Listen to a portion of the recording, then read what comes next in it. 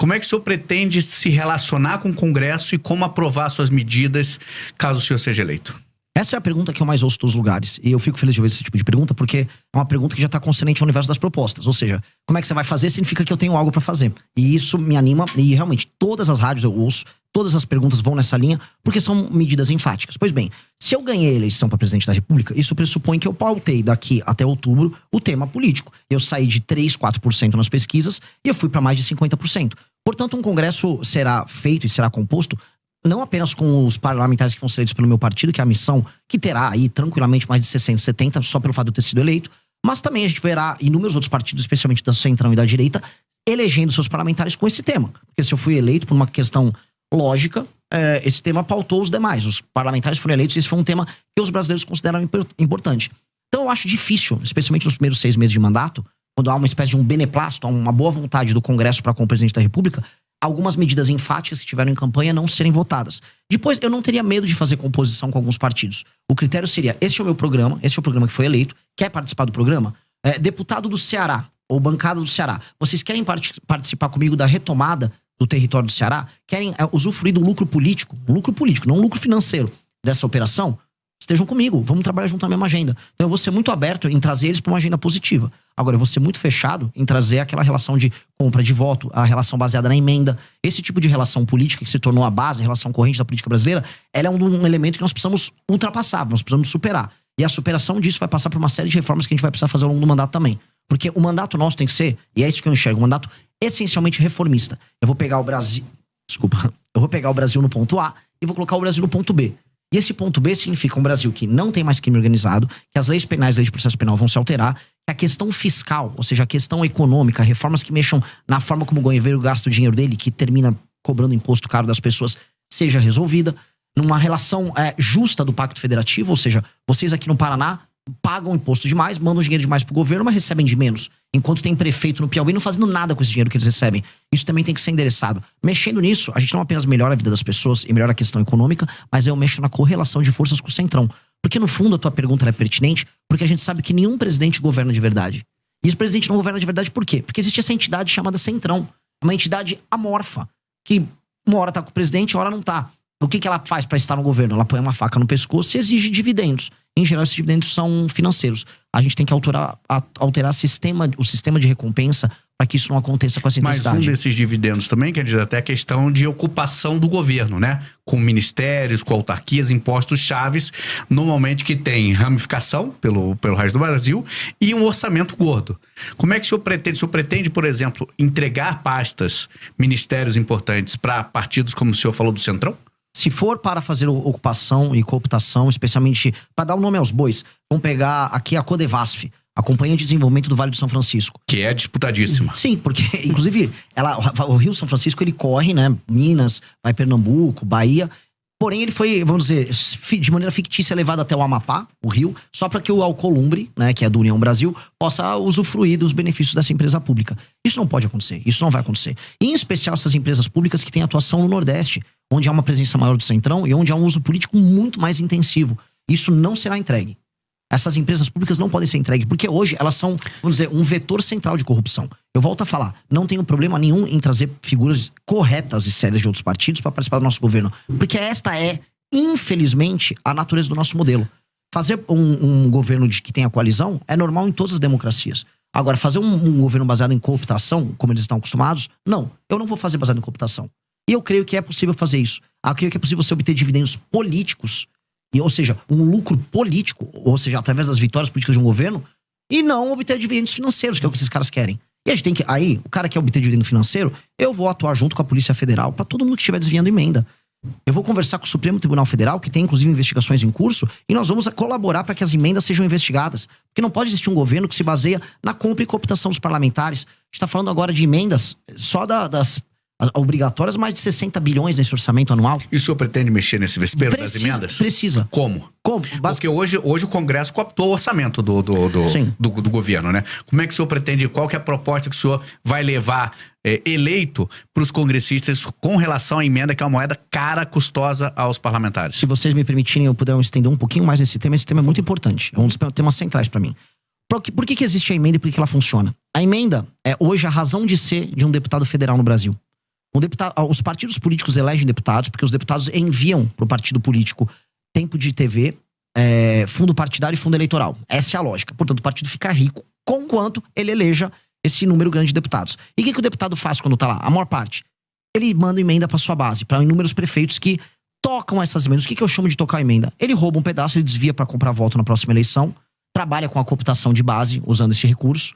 Esses prefeitos não entregam recursos para pessoas e não trabalham para melhorar a vida das pessoas. Segurança, educação, saúde, saneamento básico.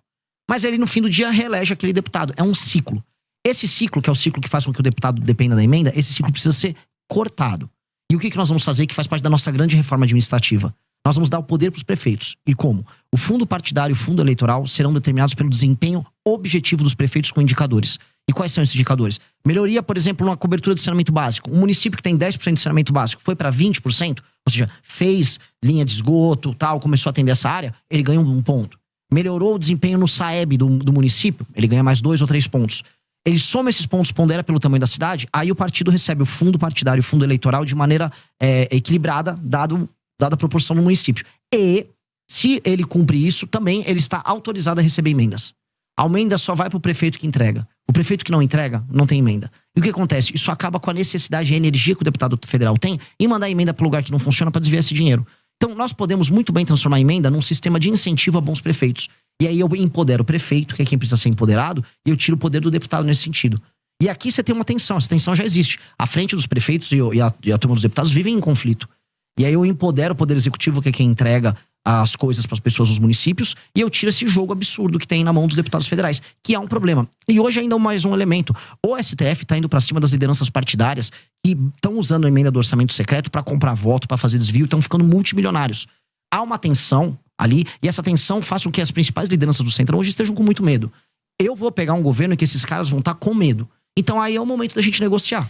É o momento de baixa deles. Eu já ia perguntar 2 questões sobre isso para entrar na conversa. Primeiro, como é que vai combinar com os russos? Como é que vai combinar aí para não ter, né, digamos assim, uma devolutiva? A gente já viu como é que fica a questão de um governo que não tem viabilidade dentro do Congresso para gerir. E segundo, toda a emenda parlamentar é ruim?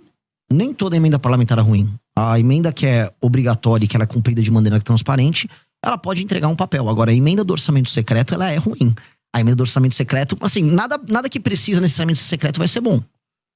Tanto que as entregas do orçamento secreto são sempre meio secretas também. O cara nunca divulga exatamente. E aí você vai procurar, você encontra empresas de familiares de parlamentares, empresas de familiares dos prefeitos. Empresas fantasmas. Empresas fantasmas de toda sorte. Mas não há um risco, por exemplo, dessa questão da governabilidade, o Congresso dar uma resposta em relação a isso? Porque até agora não mostraram interesse nenhum, tanto na transparência quanto na questão de abrir mão dessas emendas. Ao contrário, só aumentam. Mas aí você vai precisar de um presidente da República que não tenha rabo preso com ninguém, que tenha força e capital político, e que vai gastar o seu capital político fazendo essa medida, que é uma medida não de governo, é uma medida de Estado. Essa é uma medida que altera o Brasil. Eu vou te dar um exemplo simples. Houve um presidente da República que já atendeu, vamos dizer, que já atacou o interesse do Centrão uma vez, de uma maneira muito clara, que colocava prefeito do Centrão na cadeia. Foi o Fernando Henrique Cardoso passando a lei de responsabilidade fiscal. Ora, o Fernando Henrique Cardoso conseguiu isso nos anos 90. Nós podemos conseguir isso também. Ou seja, se eu ganho a eleição presidencial e eu vou pra cima do enfrentamento ao crime organizado, a gente pode ver que tanto com o Bukele, o próprio Milei teve um pouco desse efeito, você ganha popularidade, você ganha capital político. A questão é, o que o presidente da República faz com o capital político que ele acumula? Alguns ficam, não, vou manter o tempo todo, que eu tenho que pensar na próxima eleição de prefeito. Se eu acumular esse capital político de popularidade e de respeitabilidade, eu vou gastar ele todo fazendo uma reforma que altera a dinâmica da política do Brasil. Porque isso vai impactar na qualidade das prefeituras, para a vida das pessoas na cidade serem melhores, e vai mexer no sistema político para que o Centrão perca parte desse poder. Isso precisa ser feito. E eu vou ter apoio de inúmeros partidos. Veja, mesmo alguns partidos do Centrão vão preferir o meu modelo. Nem todo mundo no Centrão quer operar com esse modelo. Prefere um modelo, por exemplo, mais municipalista. Eu tenho certeza que se eu conversar com o Kassab, que é do PSD, ele vai preferir esse modelo. Então não é todo o Centrão que quer viver disso. Isso aqui é um modelo que o baixo clero do Congresso adotou, que é a forma que permite que um deputado, em geral, semi-analfabeto, burro, pouco comprometido com o funcionamento da cidade dele, desvie grana, põe um dinheiro no bolso e se reeleja com a compra de voto.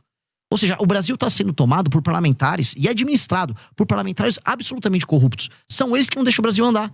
E são eles que a gente vai combater. Então, mesmo dentro do parlamento, há quem seja contra. E nos prefeitos na sociedade civil, isso é facilmente, vamos dizer, isso é fácil de explicar e eu vou conseguir convencer. E eu vou gastar meu capital político com isso.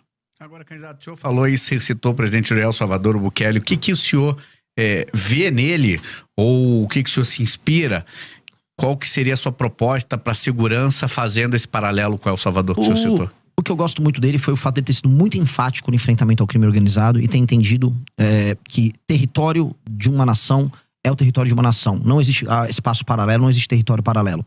O Bukele, ele fez isso, ele pegou uma das nações que eram mais inseguras das Américas e transformou naquela que é hoje, em termos estatísticos, falando de homicídio, a nação mais segura das Américas. Mas há também denúncias de abusos lá, né? Antes havia muito mais denúncias de abuso, simplesmente porque as pessoas morriam em um número muito, muito maior. Agora, o Estado fez isso com a aprovação das pessoas e com a aprovação do Congresso. Erros e falhas, um eventual erro policial sempre haverá. A polícia não é perfeita, assim como políticos não são perfeitos e seres humanos não são perfeitos. Seria um efeito colateral? A questão é se você já vive ou é efeito colateral, que viver na mão do crime. Se isso diminuiu e as pessoas perceberam que diminuiu, há uma vantagem objetiva. A gente tem que ser utilitarista aqui. A gente não vive num mundo perfeito. Mas na prática o senhor faria o quê? Na prática, saber, qual é a proposta? Eu citei pra você já no começo da entrevista. Sim. Para a destruição do crime organizado, eu vou colocar o Brasil, as regiões tomadas pelo crime organizado. Isso inclui desde portos, áreas de fronteira, a longo prazo, a favelas. A longo prazo, já no curto prazo também. A gente tem que passar alterações nas leis penais, aumentando as penas, de maneira muito objetiva. E nas leis de execução penal, a gente tem que acabar com artifícios como a progressão, a saidinha, para que a pessoa cumpra a pena dela. Porque o que a gente precisa fazer é alterar o sistema de incentivos que nós temos para que o bandido continue cometendo crime. O que está demonstrado? É quase aquele princípio Pareto. Poucos bandidos cometem a maior parte dos crimes. Eles são sempre reincidentes. A gente tem que combater a reincidência. Então, se a gente aumenta a pena muito e evita a progressão, aquela pessoa que comete um crime, ela na prática ela vai ficar mais tempo na cadeia e ela, antes de tudo, vai ter medo de cometer esse crime para não passar a vida inteira dela lá. E o reincidente, que é o maior problemático, bom, esse aí só sendo muito idiota em continuar cometendo crime. Haverá sempre um reincidente idiota, porque as pessoas, por vezes, são idiotas, cometem crimes baseados em impulso, e esse cara vai ter que ser parado. Então, a polícia tem que ter meios de ação, as leis têm que evitar a progressão, e com base nisso a gente vai conseguir reduzir muito, não apenas o número de homicídios, porque a gente tem números de guerra de homicídios no Brasil. O Brasil tem 22 mortos a cada 100 mil habitantes. A Ucrânia vive de 4 a 5 a cada 100 mil habitantes em guerra. A gente tem que jogar o Brasil no mínimo para 4 a 5 pra gente ficar no status de guerra na Ucrânia. E o número de assaltos e roubos tem que cair vertiginosamente. Outra coisa, existe muita violência contra a mulher e isso está demonstrado. Não só violência em casa, uma violência na rua. Foi entendida a mulher como uma pessoa que tá num status mais frágil para receber um homem que vai botar uma arma, ela entrega as coisas. Os crimes de natureza sexual estão aumentando com relação às mulheres e a sociedade está ficando escandalizada com isso. É uma sensação de segurança geral. Então isso precisa ser dado de volta para as pessoas. Nominalmente a gente tem o direito de ir e vir. Agora eu duvido que minha irmã sinta que ela tem o direito de ir e vir na sociedade brasileira. O direito de ir e vir de uma mulher brasileira, ele é mitigado, ele é reduzido. O direito de vir uma pessoa que só quer andar com o celular dela no meio da rua e trabalhar, porque isso aqui é um instrumento de trabalho e não um objeto de luxo, também tá dirimido. Então eu tenho que dar à pessoa de volta os direitos fundamentais. Isso é um direito de garantia fundamental. E, em grande medida, é isso que o Bukele ele garantiu para as pessoas de El Salvador. Por que ele teve uma votação tão alta? De maneira muito clara. Porque as pessoas sentiram que elas recuperaram direitos fundamentais. O direito de ir e vir faz parte do princípio da liberdade. A liberdade de vir, a liberdade de expressão. E ela foi entregue para essas pessoas. E isso para as pessoas dão um valor muito grande. Então o brasileiro precisa ser devolvido o seu direito de ir e vir. Agora, como é que o senhor pretende, por exemplo, combater o feminicídio que o senhor está citando aí, que tem uma natureza de crime de dentro de casa, da pessoa próxima, de um marido, de um ex-marido, de um namorado? Como combater esse crime? É só aumentar a pena? O aumento de pena ele tem um efeito cascata sobre praticamente todos os crimes, tirando alguns crimes que são cometidos por pessoas que agem de maneira doentia e irracional. Mas o senhor pretende aumentar? Você precisa ter, lógico, mas todas as penas no Brasil concernentes à violência, elas precisam ser aumentadas. E mais, todos os reincidentes, porque em geral, o homem que bate na mulher em casa, ele faz isso de maneira reincidente. Ele cria um sistema abusivo de relação com ela. E, em geral, quando você pega o passado dele, também costuma ter essas relações abusivas com as mulheres anteriores. Então, se esse cara tiver passagens pela polícia, por ser um reincidente, por ter tomado uma condenação antes, aí a situação dele piora bastante. É lei e ordem. E aí a gente pode trazer, por exemplo, sistemas de fiscalização. Hoje, São Paulo, é uma coisa que a gente tem que trazer pro Brasil inteiro. Existe um sistema de câmeras, né? O Sampa... Smart Sampa, desculpa. Ainda bem que você lembrou, ótimo. O Smart Sampa, ele reconhece o rosto das pessoas. Você reconhecer o rosto de um marido agressor que recebeu denúncias e você poder abordar ele com a polícia na rua, facilita isso. Infelizmente, agora o Brasil tem que tomar um banho de lei e ordem. E esse é um elemento que eu preciso que as pessoas que estão nos vendo entendam. Primeiro começa com lei e ordem. Você não institui uma disciplina que vira cultura apenas educando. Primeiro você tem que ter uma norma, a norma vem com uma sanção. Isso se transforma em disciplina, e depois a disciplina vira cultura. Um tipo de um exemplo que não tem a ver com violência, mas tem a ver com cultura. Há uma cidade que eu visitei no Rio Grande do Norte chamada Acari. Lá durante o Império, veio um decreto lá na prefeitura de Acari e avisou, olha, se você não varrer e não cuidar, não deixar limpa a fachada da sua casa, você vai tomar uma multa. Tô falando do século XIX, período imperial.